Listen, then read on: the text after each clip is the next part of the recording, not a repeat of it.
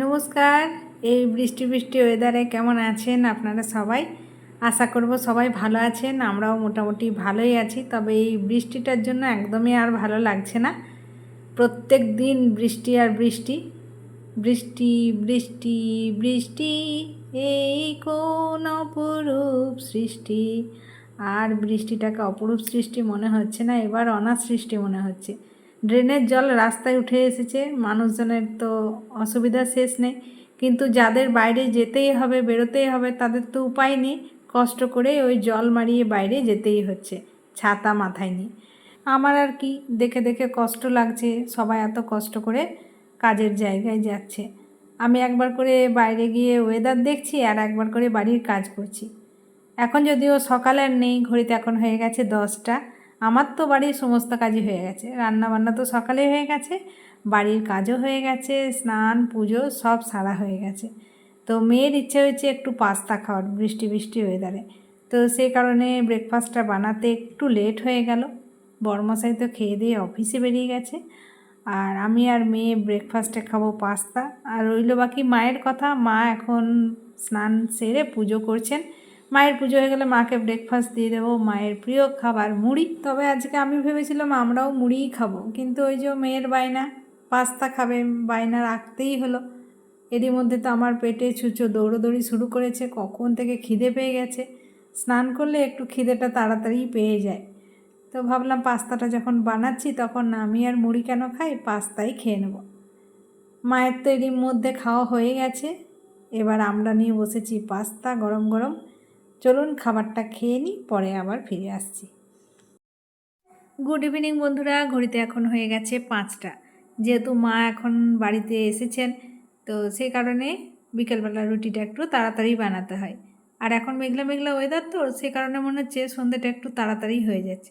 যা হোক, বানিয়ে রেখে দিলাম, একটু পরে মাকে খেতে দেব। আর এখন হচ্ছে চিনি রুটি মেয়ের জন্য। অনেক দিন পর আবার হচ্ছে চিনি রুটি। মা আসলেই আমাদের বাড়িতে হয়, মা আসলে তাড়াতাড়ি রুটি করি, আর তখনই মেয়ের ইচ্ছে হয় যে চিনি রুটি খাওয়ার। তো সেই জন্য হচ্ছে চিনি রুটি। মায়ের জন্য রুটি হয়ে গেছে। এখন ঘড়িতে হয়েছে সবেমাত্র 5টায়। এখন যেহেতু মেঘলা মেঘলা ওয়েদার, তাড়াতাড়ি সন্ধে হয়ে যাচ্ছে, তো সে কারণে তাড়াতাড়ি করে খাবারটা করতে হচ্ছে। তরকারি তো হয়ে গেছে আর রুটিগুলো হয়ে গেল, এবার খেতে দেবো। আরেকজনের আবার টিউশন আছে, খেয়ে দিয়ে টিউশন যাবে। এই যে রেডি হয়ে গেছে টিউশনে যাওয়ার জন্য। ভেবেছিলাম আমি রাখতে যাব, কিন্তু ওর বাবা আবার ফোন করে বলল ওই এসে নিয়ে যাবে।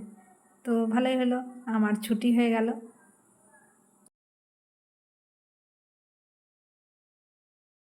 রেডি হয়ে গেছে বার্থডে বাড়ি যাওয়ার জন্য। দেখিয়ে দাও একবার।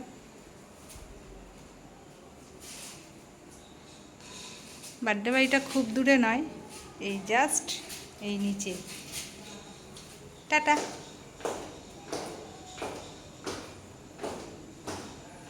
এই যে বার্থডে বাড়ির বেলুন দেখা যাচ্ছে এই জানালাটা। টিউশন থেকে মেয়ের আসতে একটু লেট হয়ে গেল, 10:30 বেজে গেছিলো, সেই কারণে যেতেও একটু লেট হয়ে গেল। ঘড়িতে এখন হয়ে গেছে 11:05। এদিকে আমাদেরও ডিনার করতে আজকে লেট হয়ে গেল। তো এই যে বার্থডে বাড়ির কেক, পায়েস, মিষ্টি সব চলে এসেছে। আর আমি বানিয়েছিলাম তড়কা, সেই তড়কা রুটি নিয়ে নিয়েছি। তো খাবারটা খেয়ে নিই, ডিনারটা সেরে নিই, আজকে অনেকটাই লেট হয়ে গেল।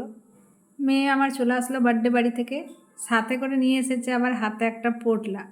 আর নিশ্চয়ই হাতের মধ্যে আছে রিটার্ন গিফট, যেহেতু বাচ্চা মেয়ের বার্থডে ছিল। আর এই রিটার্ন গিফট দেখলে আমার মেয়ের ছোটোবেলার কথা খুব মনে পড়ে। ওদের স্কুলে তো ক্লাস 5 পর্যন্ত বার্থডে উইশ করা হতো, 6-এর পর থেকে আর বার্থডে উইশ করা হতো না। মানে বার্থডে উইশ বলতে বাড়ির ড্রেস পরে যেত, আর বাচ্চাদেরকে কিছু গিফট দিত। কোনোবারে chocolate, pencil, pencil box, pen, যখন যেমন হতো তাই দিত। কিন্তু ক্লাস 6-এর পর থেকে আর অ্যালাউ ছিল না বলে সেইভাবে বাড়িতেও আর বার্থডেটা পালন করা হয় না, আর স্কুলে তো হতোই না। তো সেই কথাগুলোই খুব মনে পড়ে। 1 মাস আগে থেকে তোলপাড় ছুটি দিত, আমার বন্ধুদের এই দেবো আর সেই দেবো। আমি ভাবতাম প্রত্যেক বছরই যে ওকে জানাবো না, কিন্তু আমি না জানালে কি হবে, ওর তো মনে থাকতোই ওর বার্থডেটা। আর সে আগে থেকে নাচানাচি শুরু করতো। তো বাড়িতে একটা মনে হতো যে উৎসব চলে আসছে। এত তোলপাড় করতো। তো এখন বড় হওয়ার পর এখন আর সেই সব করে না। তো সেই দিনগুলোর কথাই আজকে খুব মনে পড়ছে। তো অনেক কিছুই দিয়েছে, চিপসের প্যাকেট, চকলেট আর স্টিকার, সাথে এই বক্সটা। যেহেতু বাচ্চা মেয়ের বার্থডে, সে কারণে শার্পনার আছে, ইরেজার, দুটো পেন্সিল আর একটা ক্রেয়ন।